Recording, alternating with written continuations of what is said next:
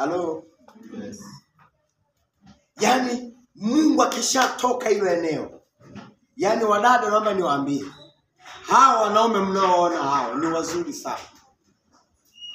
Kina mama au umezenu ni wazuri sana. Lakini wewe mwanamke kama mlinzi, nimesema nitadili na wanawake. Mama mchungaji tamalizia na wakiume. Mwanamke ni mkombozi. Mwanamke ni mlinzi.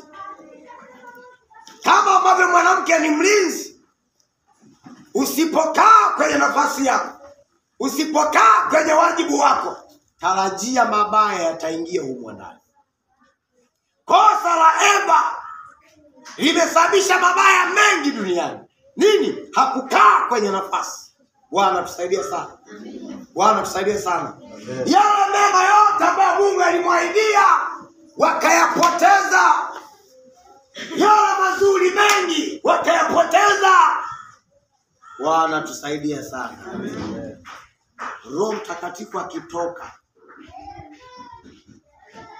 maandiko yanasema kumcha Bwana ni chanzo cha maarifa. Kumcha Bwana huongeza siku za mtu. Kumcha Bwana, mengi amezungumza kumcha Bwana, faida za kumcha Bwana.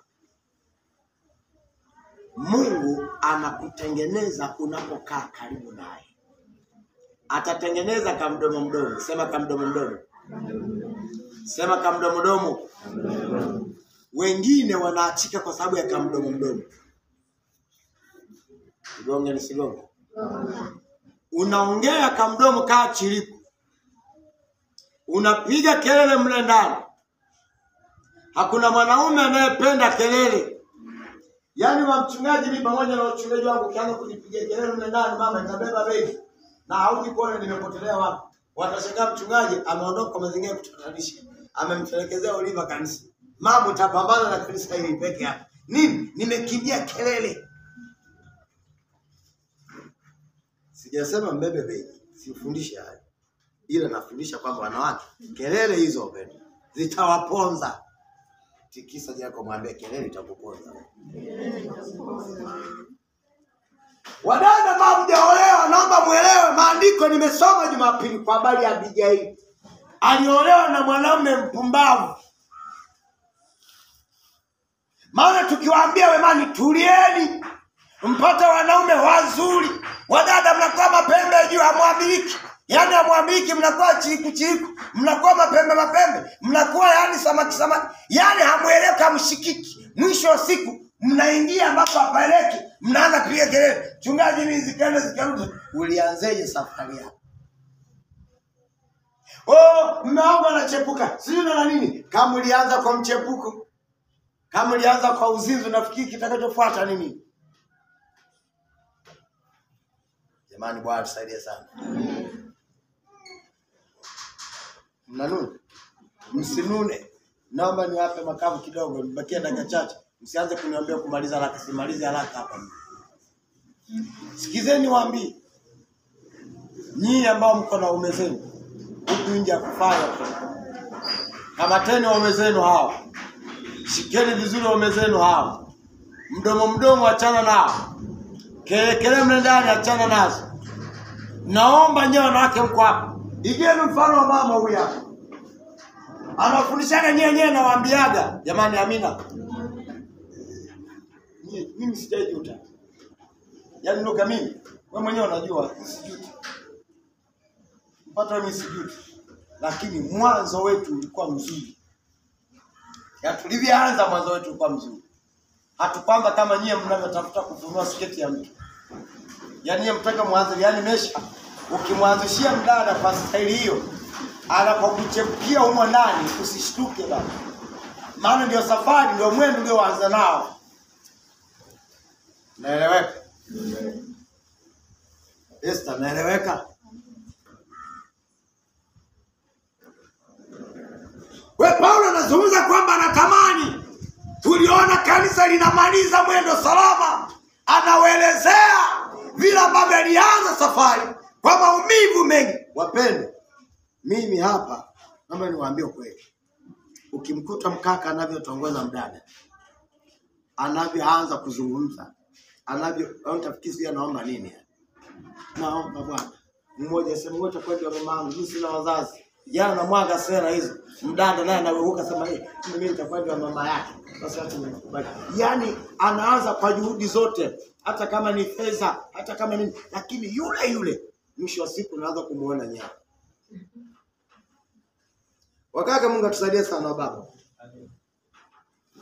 Uliyemhangaikia yule kwa miaka mingi. Umemhangaikia kwa maneno mengi.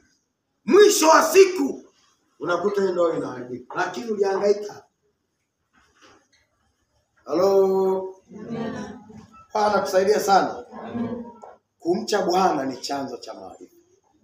Hayo maarifa yatumie vyema kwenye ndoa yako ili mwisho wako ukawe mzuri.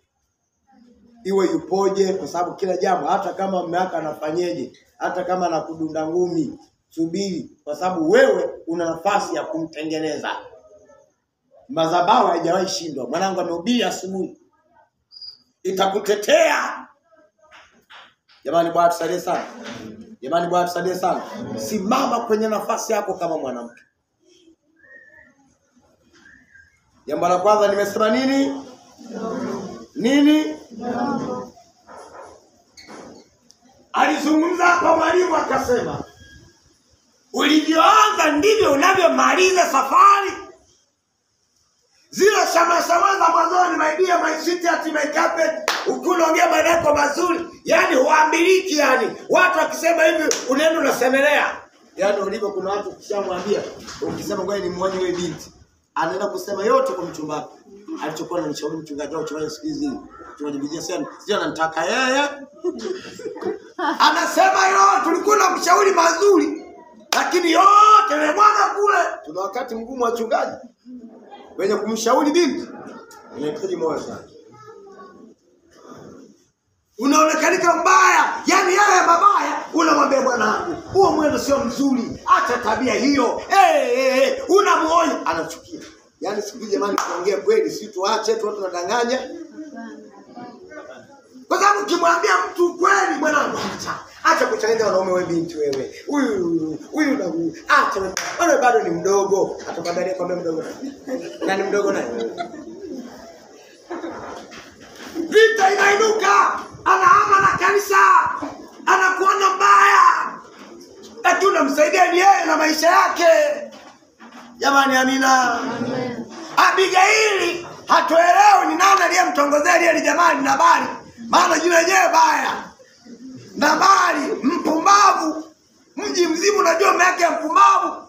Lakini ukirudi katika muktadha, unarudi kwa zamani walikuwa wanatongozea. Walijikuta ameingia mdada watu.